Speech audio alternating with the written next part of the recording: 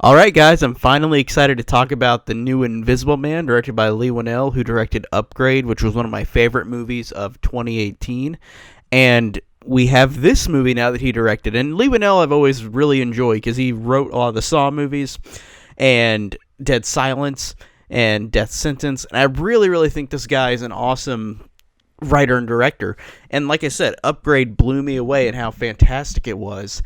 And then you come to this movie where it is based on a property already, The Invisible Man, where this character becomes invisible. And this movie does such a different job of being a different hybrid of a movie than the other Invisible Man movie is, the Universal Monster one.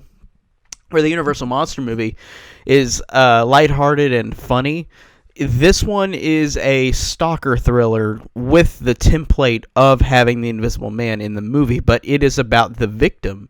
And the thing that surprised me genuinely about this movie is that this is, like Upgrade was, it is going to be one of the best movies of this year. I was honestly blown away by this movie, and I was already anticipating it from the trailers. The trailers looked awesome, and I was so ready to see this movie. But, oh my god, you guys, whenever you see this actual movie, to me, you've got to see the movie to believe it. It is one of the best stalker thrillers I've ever seen. I was truly blown away at everything that they did. Everything in the movie works so fantastic. And this is a spoiler-free review, even though I want to talk about spoilers, because this movie, whenever you see what happens in the movie, you're just going to be like, oh my god, it's insane. And this is one of the craziest villains I have seen in a long time in a horror movie, where this character is relentless, and he is the way that he is, and the way that you don't see him.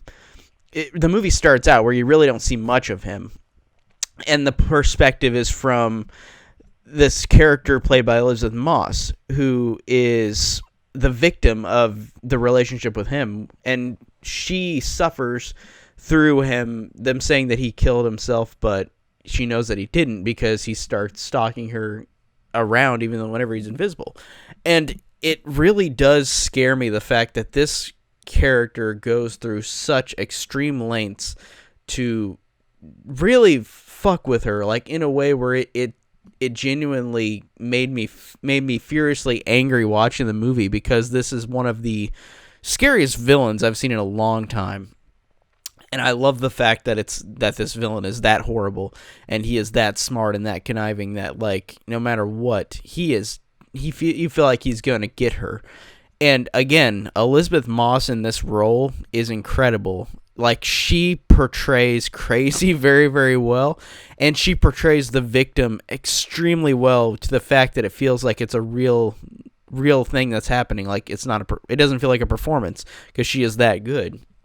And the fact that the way, the little quirks that she has, where she will describe, and it's through dialogue, you don't see most of the physical violence with her husband. It's her more describing it, and the way that they describe it is more better said than not shown. It works incredibly well, and I really think that Elizabeth Moss gave such a great damaged character performance.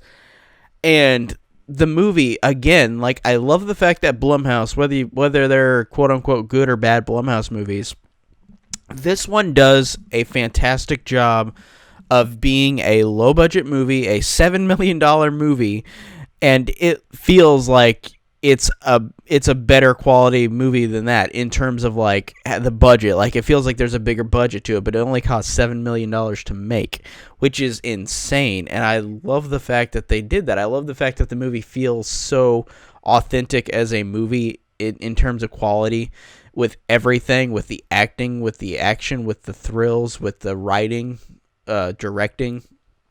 Everything about it is incredible, and I truly love this movie.